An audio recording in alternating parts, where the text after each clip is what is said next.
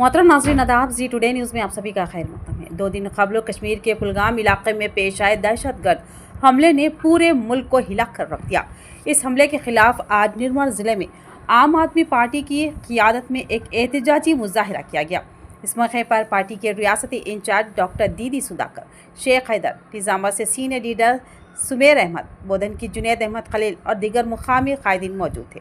जो पहलगाम कश्मीर के अंदर आतंकवादी हमला हुआ, वो हमला पूरी इंसानियत के ऊपर हमला है, जिसकी हम कड़े अल्फाज में मजम्मत करते हैं और हुकूमत हिंद से मुतालिबा करते हैं। इसका मुंहतोड़ जवाब देना चाहिए।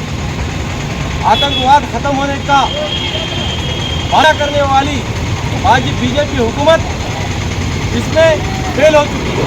जिन्होंने साबिक़ा में कहा था कि आर्टिकल 370 लाने से आतंकवाद ख़त्म होगा, मगर वो फेल हो चुका है। उन्होंने कहा था डिमोनेटाइजेशन करने से आतंकवाद ख़त्म होगा, मगर ख़त्म नहीं हुआ। नियत से मुसाफिरीन जो कश्मीर देखने के लिए गए थे, उनके ऊपर गोलियां चलाना ये नपुंसकों की बात थी। मैं हुकूमत इनसे मुतालिबा करते हैं, आम आदमी पार्टी हमारी, कि इस पर कड़ी कार्रवाई की जाए और हिंदुस्तान की आवाम को भरोसा दिया जाए कि ऐसे हमले दोबारा नहीं होंगे। हिंदुस्तान की आवाम उन सब लोगों के साथ खड़े हैं जो वहाँ पे शहीद हुए हैं। हिंदुस्तान की आवाम उन सब के मुतालिकीन के साथ गम में शामिल है।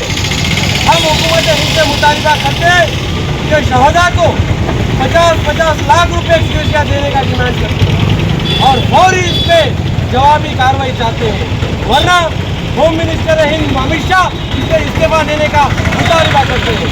जय हिंद, जय आम आदमी।